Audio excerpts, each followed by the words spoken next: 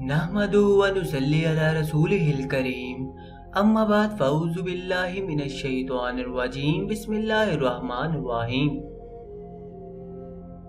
सामीन मोहतरम, जो औरतें ईद के मौके पर मेहंदी लगाने की शौकीन हैं और साथ साथ उन मर्दों के लिए जो ईद पर मेहंदी लगाने का शौक रखते हैं, ईद पर लगाना कैसा है और इसके बारे में हमारे प्यारे आका सल्लल्लाहु अलैहि वसल्लम ने क्या इरशाद फरमाया है।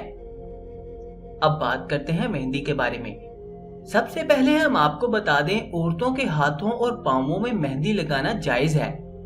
अगर औरत अपने शोहर की जीनत के लिए मेहंदी लगाती है तो ये औरत के लिए जायज है।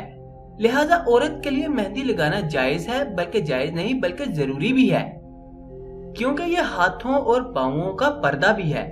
अल्लाह ताला की रसूल सल्लल्लाहु अलैहि वसल्लम ने इरशाद फरमाया कि औरतों को चाहिए कि वो अपने हाथों में और पांवों में मेहंदी लगाएं, ताकि औरतों के हाथ और पांव मर्द की तरह ना रहें। मेहंदी पाको हिंद की खूबसूरत रवायात का हिस्सा होने के साथ नबी करीम सल्लल्लाहु अलैहि वसल्लम की सुन्नत भी है। तो इस वीडियो में यही बता रहे हैं कि नबी सल्लल्लाहु अलैहि वसल्लम ने मेहंदी के इस्तेमाल का क्या तरीका बताया और साइंस ने इस पर रिसर्च करके मेहंदी के कौन कौन से फवाइद ढूंढ निकाले।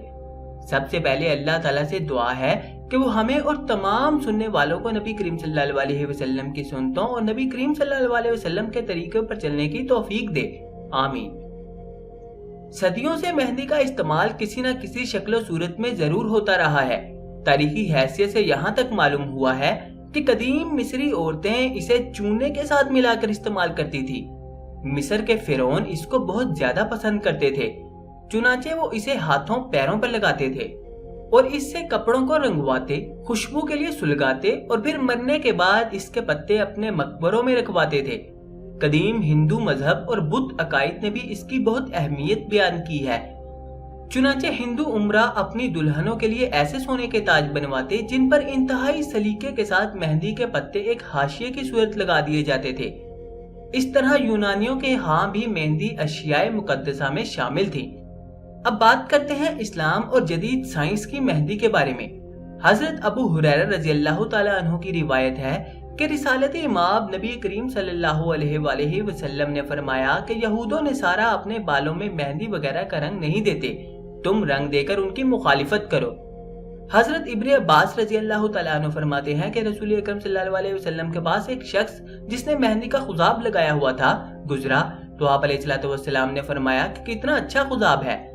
फिर एक और शख्स गुजरा जिसने मेहंदी और कत्तम से रंगा हुआ था। आप सल्लल्लाहु अलैहि वसल्लम ने फरमाया पहले से भी ज्यादा अच्छा है। फिर एक और शख्स गुजरा जिसने जर्द रंग का खजाब लगाया हुआ था, तो फरमाया ये सबसे अच्छा है।